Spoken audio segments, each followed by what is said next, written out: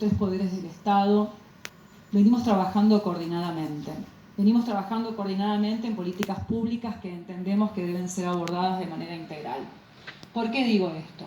Porque hemos trabajado cuestiones puntuales, tal vez, como por ejemplo luchar contra la violencia de género, la modificación de sistemas penales para que sean más eficaz, como fuera.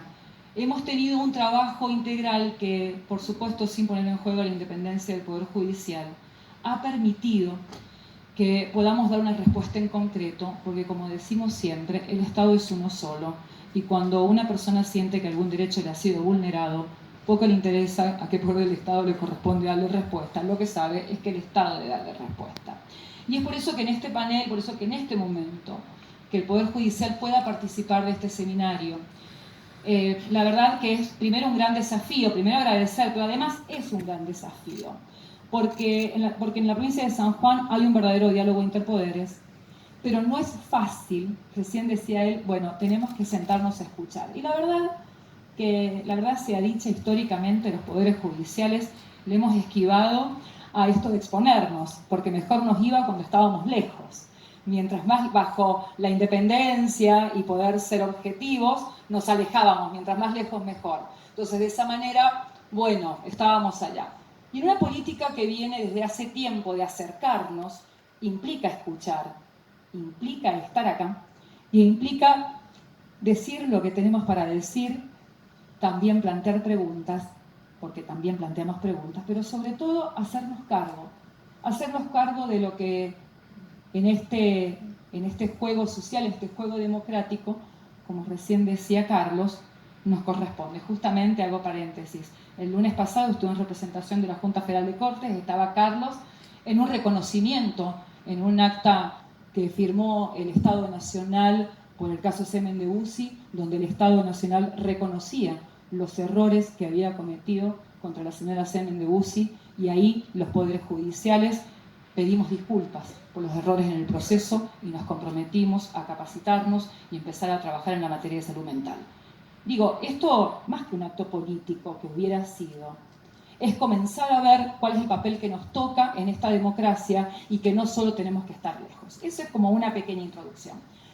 Yo he planteado que compartamos algo un poquito más genérico, pero que tiene que ver con la libertad de expresión y los discursos de odio, porque si no parece que el sistema americano plantea derechos que son contrapuestos. Por un lado, el artículo 13 de la Convención Americana, libertad de expresión sin censura previa, pero por otro lado también nos da una serie de derechos, como el derecho a la intimidad, el derecho al honor, el derecho a poder libremente ejercer, profesar una religión, ejercer una profesión. Entonces, ¿cómo juega esto? Recién decía Carlos, cuando las opiniones, las fake news y todo lo demás nos atacan. Bueno, ¿y cómo juegan en el sistema de derechos humanos? Sin duda que la libertad de expresión es uno de los derechos preferidos. Es el derecho que tiene mayor grado de protección en todo el sistema jurídico. No es una cuestión de una legislación de un país o de una región. En todos los sistemas es el derecho que tiene mayor grado de protección. ¿Y por qué es esto? Porque la persona humana yo diría que nos perfeccionamos a través del ejercicio de este derecho. Pensamos libremente y nos vamos construyendo con este poder opinarlo, con esto poder compartirlo, con debatirlo sin miedo. Nos vamos realizando en este pensar y decir, con absoluta libertad. Es verdad que esto ha sido reconocido y que, como les dije recién, la Convención Americana de Derechos Humanos, llamado Pacto de San José de Costa Rica, específicamente lo dice. Voy a citar a María Angélica Yeli, que dice que la libertad expresiva contiene un valor adicional, porque además de fortalecer la libertad y la dignidad personal, favorece el descubrimiento de la verdad en cualquier ámbito y materia. La libertad de expresión nos permite también ir a descubrir la verdad.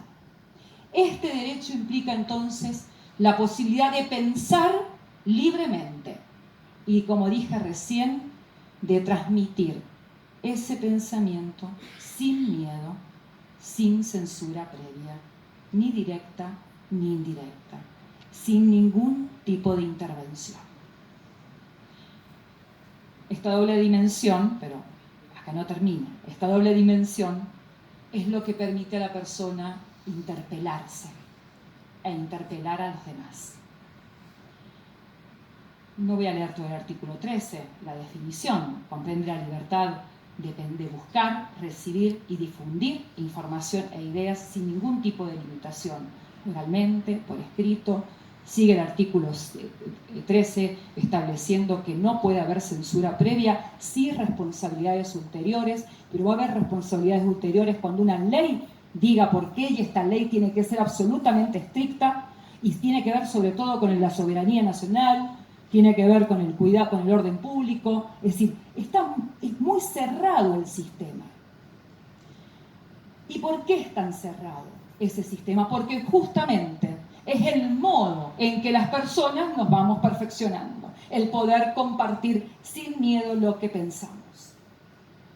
Sin embargo, este derecho tan bien y tan profundamente garantizado en el derecho convencional e internacional no es absoluto, porque su ejercicio puede entrar en colisión con otros derechos. Específicamente, y después voy a ir al fondo, pero por ejemplo con el derecho a la intimidad y con el derecho al honor. Entonces, ¿qué hace en este sistema de protección de derechos humanos? ¿Qué es lo que nos dice? Bueno, hay distintos grados o estándares de protección. Y voy a decir algo que nos cabe a quienes cumplimos funciones públicas. La propia Corte ha establecido que el derecho a la intimidad, mientras mayor sea el sometimiento voluntario al escrutinio público, que es lo que nos ocurre a los funcionarios, menor es el nivel de protección, mayor es la libertad de expresión. No es lo mismo nosotros que nos hemos expuesto en una vida pública voluntariamente a aquel que ha elegido vivir en anonimato, caso Fontevecchia. Es decir, que aun cuando pueda colisionar un derecho a la intimidad y al honor, hay distintos estándares de protección. En general, por principio, siempre prevalece el derecho a la libertad de expresión frente al derecho a la intimidad, por ejemplo. Ahora, este derecho es... Recién escuchaba hablar a Carlos del sistema democrático, y el sistema democrático se basa en el derecho a la libertad de expresión. Porque justamente es la posibilidad de poder decir lo que pensamos. Pero hay una sola cosa a la cual cede, que es frente a los discursos no protegidos. Y esos discursos no protegidos son los discursos de odio. ¿Por qué digo esto? Aquellos discursos que están destinados, que no es una mera opinión, sino que es sistemáticamente destinado a intimidar, a reprimir, a incitar al odio y a la violencia. Yo puedo decir sin ningún problema que a mí esto, yo no estoy de acuerdo, no me molesta, la verdad que el tipo de vida que llevas no es el tipo de vida que yo elegiría para mí, y hasta ahí no hay ningún inconveniente. El problema es cuando, en mi opinión, en mi expresión, incito a la violencia, porque ese amplio marco de protección que tiene la libertad de expresión no es absoluto. Específicamente, el último párrafo de este artículo, fíjense jurídicamente dónde está, porque lo tenemos que ver. En el mismo artículo 13 arranca con que podemos expresar nuestras ideas sin censura previa, responsabilidad ulterior. Pero el último párrafo dice: estará prohibido por ley toda propaganda en favor de la guerra, toda apología del odio nacional, racial o religioso que constituyen incitaciones a la violencia. Y aquí quiero dejar claro, o cualquier otra acción ilegal similar contra cualquier persona o grupo de personas por ningún motivo, inclusive razones de raza, color, religión o idioma. A ver, en este aspecto, ¿qué miramos? Que cuando protegemos la libertad de expresión, decimos justamente que aquí no entra. El relator para la libertad de expresión de la OEA dijo expresamente por qué la libertad de expresión cede frente a los discursos de odio, porque justamente las expresiones insidiosas que fomentan la discriminación, la xenofobia y la intolerancia son tan perniciosas y los delitos de lesa humanidad empiezan generalmente por ahí. La forma en que comienzan los delitos de lesa humanidad, esos crímenes, inician en esta incitación hacia la violencia al no reconocimiento. Podríamos citar un montón de casos en los cuales se ha dicho expresamente esto de que cuando ese discurso lleva o incita a una discriminación y a la violencia, han sido condenados. Voy a, por ejemplo, el caso Ross contra Canadá, en el caso del Tribunal de Nuremberg. Es decir, hay un montón de casos en los cuales las Cortes Interamericanas han dicho: uno puede expresarse libremente, pero no puede mediante este discurso incitar contra o promover acciones contra un grupo, contra una persona o grupos determinados de personas. En definitiva,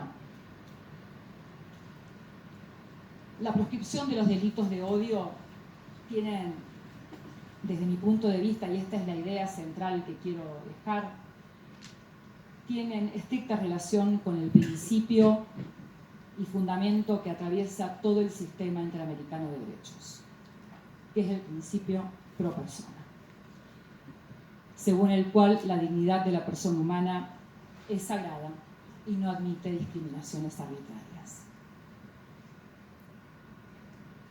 Dejo como reflexión lo que nos dice Alfonso Santiago, que creo que hay que hacer una conferencia solo para hablar de este párrafo. Cada una de las personas es única e irrepetible. Ella está llamada a ser principio, sujeto y fin de todas las actividades. Es un fin que nunca puede ser tratado como medio, y lo uno a lo que dijo recién Carlos. Siempre es sujeto, nunca es objeto. Siempre es alguien, nunca es algo. Esa dignidad que es inherente a la condición de la persona humana, y por ello ostenta el carácter universal, determina que cualquier ofensa a la dignidad humana es en definitiva una ofensa a toda la humanidad. Cuando nos ofenden a uno de nosotros y de nosotras, nos ofenden a todos y a todas. ¿Qué debemos hacer como sociedad para que el sujeto, para que no haya un apoderamiento del sujeto, como decía recién Carlos? Educar. Educación como contenido transversal. Educar en la verdad, en la libertad y en la justicia.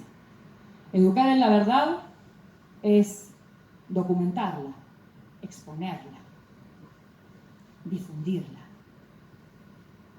Educar en la libertad de expresión, como dijimos recién, con las limitaciones que tiene.